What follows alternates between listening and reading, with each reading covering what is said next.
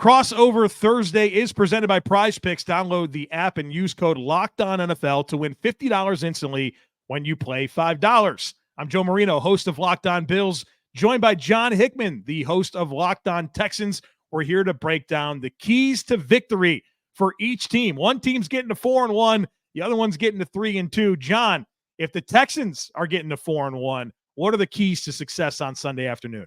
They are dominating offensively. I think the Bills are going to be able to put up points. I think they can, lead this game with at least 21, 24 points on the scoreboard. But for the Houston Texans, the inconsistencies offensively, this is not a team you can play around with. Josh Allen is not a quarterback that you can play around with. So offensively, you're going to have to do your part. Check this out. Against the Jacksonville Jaguars, the Jags broke off a 55-yard run, got to the 4-yard line, didn't score. Defensively, the Texans did their job. 3 drives, of no points allowed. That's a good day. That's a good moment. But the Texans offense, it took them to their last drive to score some points. And you can't do that with the Bills because Josh Allen and Joe Brady and those weapons and James Cook, they're going to find a way to put the ball in the end zone. So for Houston, when your defense is giving you those opportunities, they're getting that opposing offense off the field. You got to come in, you got to step up and score points. So I think this is going to be one of those games where if Houston doesn't score points like they should, and I mean at least 24 points, they're going to lose this game. Of course, we can count on Nico Collins, but for Stephon Diggs as a, not going home game, but the Bills are coming to Houston, he's going to have to perform well. Tank Dell will be coming back off of an injury he missed last week. He's going to have to be a part of this offensive explosion. And Bobby Sloak in his offensive game plan has to find a way to get Dalton Schultz involved. He has been a very good player for the Houston Texans, but through 4 weeks, he has been in a lot of ways forgettable. That can't happen Sunday. So I think the Texans offensively, they're going to have to run the ball, open up your playbook, take some of those shots down the field, but specifically attack the middle area of the Bills defense, find ways to get some yak yards and get the ball in the end zone. Yeah, I think you're going to have to score. I think that's something we're going to agree on. I think you get 28 points. I think that's going to give you a chance to win the game. So I know you were saying 24, 21. I think this is probably a 1st to 28, in my opinion, in terms of who's going to win this football game. John, for me, in terms of the Bills winning this game, I've got 3 major keys to victory. And I'm not sure any one's more important than the other, but the first thing that I have written down is you better have the right plan for Nico Collins. This wide receiver is unbelievable. 100 more yards than any other player in the NFL this season, and he is a problem. Big, fast, physical, ball skills, body control, hands, wins at all levels of the field. He's a problem. I mean, and what's amazing about Nico Collins and watching Houston is for how much of a problem he is, but also how wide open he is. Everybody knows that they want to throw him the ball. People just can't slow this guy down because he's such a bully at the top of routes, and he's just a tremendous physical specimen. And I think the Bills are going to have their hands full with him, and I think he's the key cog in the wheel. I know there's other good players on that team, but I think it's about Nico Collins. And I think the Bills have good corners to match up. I think Rasul Douglas and Christian Benford are quality starters that I think they're big physical corners as well. So I think there's some good on good, but man, Nico Collins has been a problem. And with his ability to win on those in-breakers, that's going to put stress on the Bills and kind of how they like to space the field and, maybe attack the safeties where I think the Bills have, a little bit deficient with in terms of their starting caliber players on the back end there. So Nico Collins and having the right plan there, I think, is critical. Number 2, we'll keep it on the defensive side of the ball. I think it's a big day for the Bills' interior defensive line, and I'm specifically talking about the guy that's loyal to the soil, Ed Oliver, right? The Houston guy, 5-star recruit, could have went anywhere he wanted. He wanted to stay in Houston.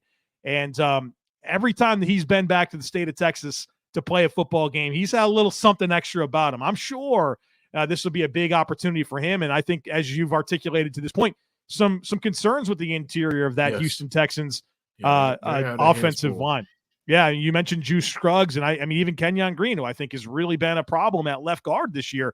I think there should be some good matchups for Ed Oliver to be able to take advantage of in a year where Ed was tremendous last year. 9.5 sacks, big breakout season. quiet start to this year. I think that's got to change on Sunday afternoon against the Houston Texans. And the last thing for me is being two-dimensional on offense. I think that the Bills' offense is equipped to be able to throw it. It's equipped to be able to run it. And I think they need to present both of those things to Houston with a lot of consistency.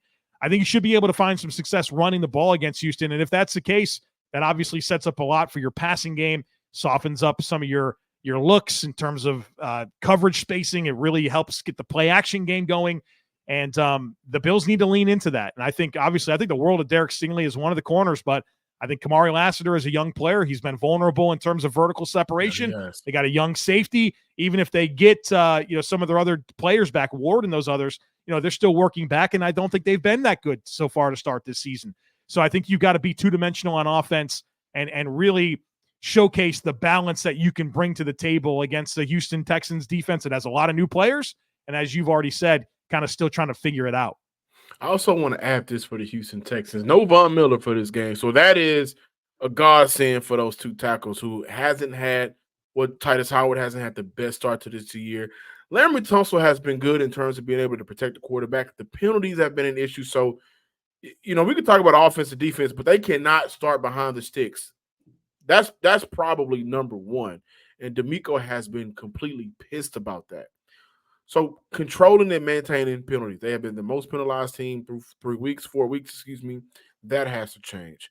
But defensively, I saw the Buffalo Bills offensive line just have issues a little bit with the Baltimore Ravens. And they were able to get, 3 sacks on Josh Allen. So when you have a player like Josh Allen that can extend plays and at times trusts his arm more than maybe he should, right? Amazing arm talent.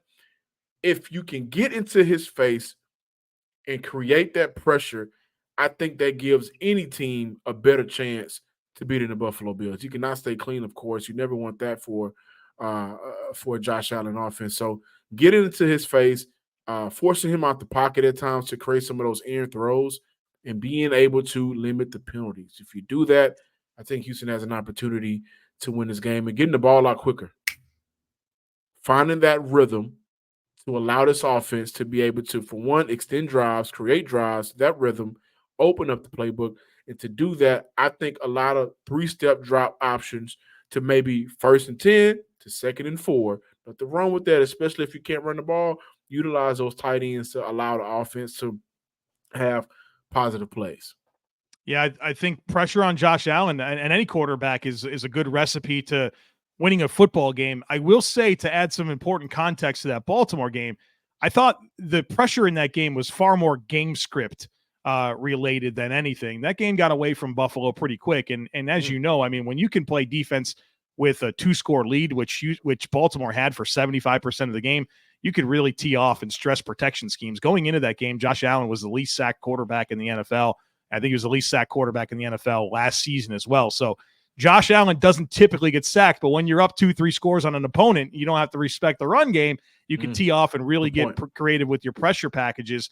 And I thought that was a big part of Baltimore's recipe on Sunday night. Certainly something that I'm sure Houston and other teams would try to replicate moving forward. So we'll find out. We'll play it, see what happens, John. It's going to be a big one. I'm sure that it'll be one of the marquee games across the NFL this week. Surprising that they snuck it in at 1 o'clock on Sunday afternoon. I thought maybe this would be a primetime game.